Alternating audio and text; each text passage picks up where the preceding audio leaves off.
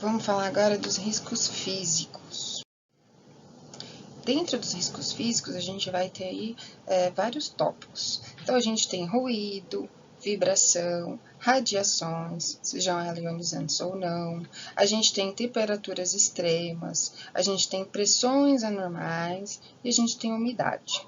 Vamos começar aqui pelo ruído. Tá? Bom, vocês já devem ter tido aula sobre isso, sobre o que é o ruído, né? Uma forma de onda, e a OMS, a Organização Mundial da Saúde, ela prescreve que esse valor tem que ser menor do que 70 dB. Aqui, uma curiosidade, eu não sei se vocês lembram do tsunami, o pessoal fala que, na época, todos os elefantes sobreviveram. Por quê? Porque eles estão nessa faixa aqui do infrassom.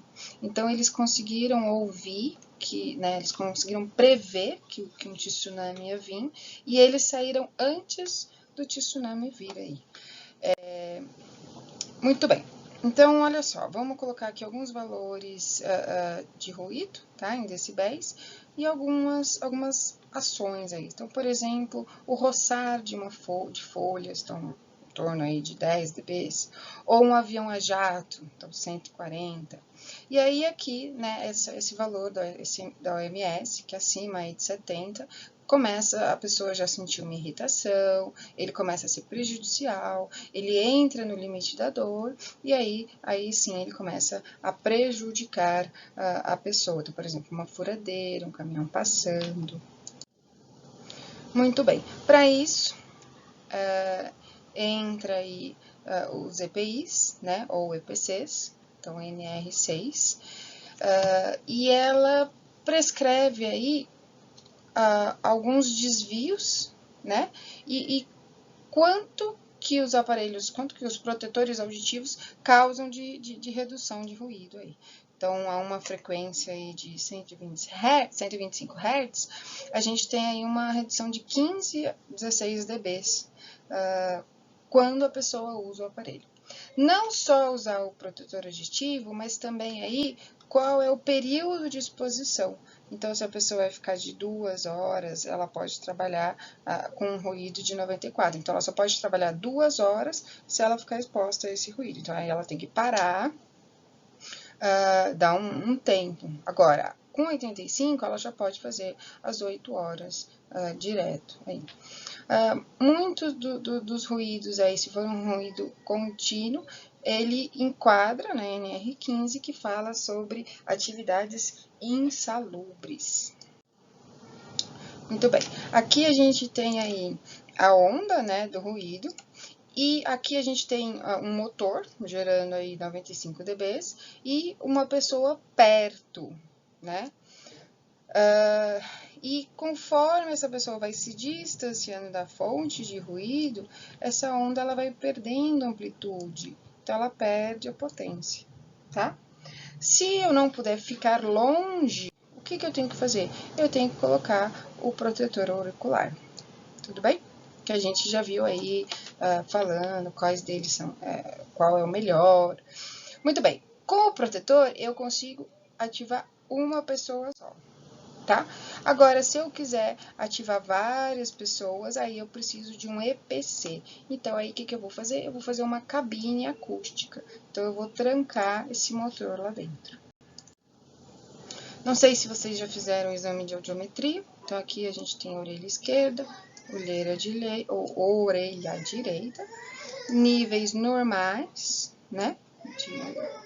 De decibéis, né? Em função da frequência. E aqui a gente já tem um afundamento, olha só, aqui no caso, para altas frequências, aí, então já um paciente com perda auditiva, tá? Então, esses afundamentos, né, eles caracterizam essa perda auditiva. Em instalação elétrica, a gente viu lá na subestação, a gente viu algo muito próximo do ruído, que são os geradores, né? Então, eu preciso, se esse gerador foi colocado na área externa, ele precisa ter uma carenagem acústica. Então, você já compra ele com essa carenagem acústica aí. E aí, ele garante aí essa redução nos dBs, né? Ou, se esse gerador for dentro de uma edificação, toda essa edificação ela tem que ter um tratamento acústico.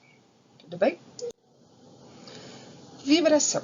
Vamos agora falar de vibração. Vibração da mesma forma, é uma onda, tudo bem?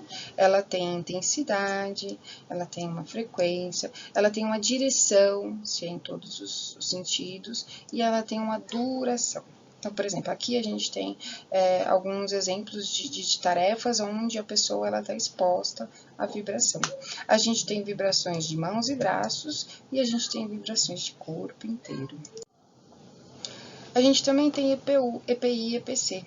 Então, por exemplo, aqui um EPI, para quem trabalha aqui para reduzir a vibração, tudo bem? Então, tem uma luva que ajuda, de novo, a reduzir a amplitude da onda.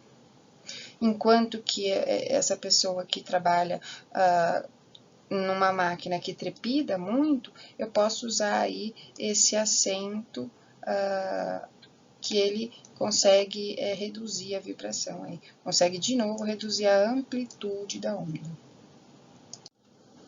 Eu tenho o aparelho que pode medir isso, tá? Principalmente porque isso também enquadra como insalubre. Então, eu tenho medidores de vibração aí, aqui algumas normas que falam sobre isso. Então, eu coloquei o meu medidor no assento, a pessoa vai dirigir, né? Aqui ela tá com um medidor, e aí ela vai fazer essa leitura, fazer esse data log e verificar se está dentro da vibração aceitável.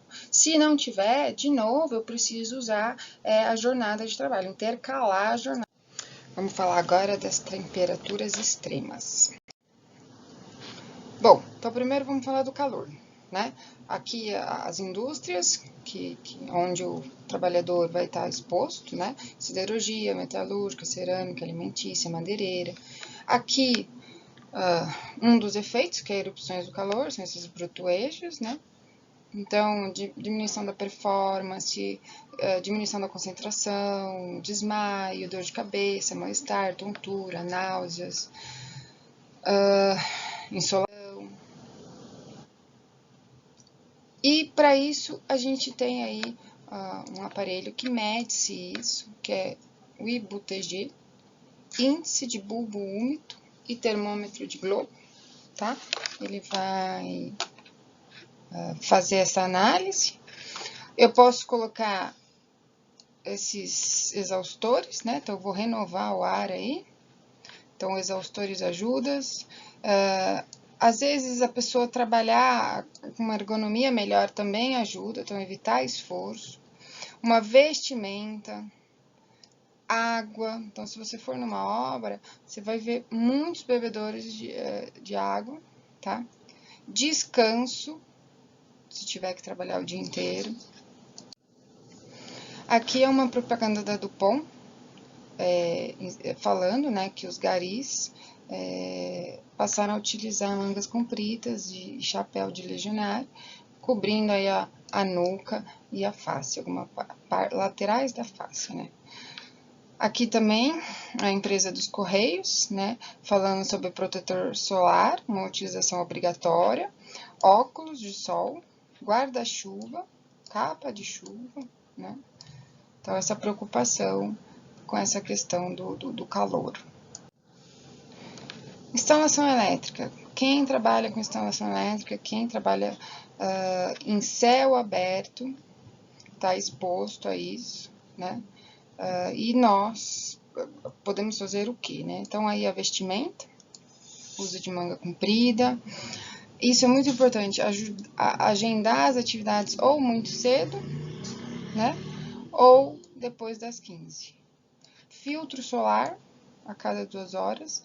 Hoje em dia, se você for numa obra, você já encontra um medidor perto do relógio, um filtro solar, né, um depósito de filtro solar do lado do relógio de ponto. Então, a pessoa vai lá, ela entra, bate o ponto e já aplica a proteção solar.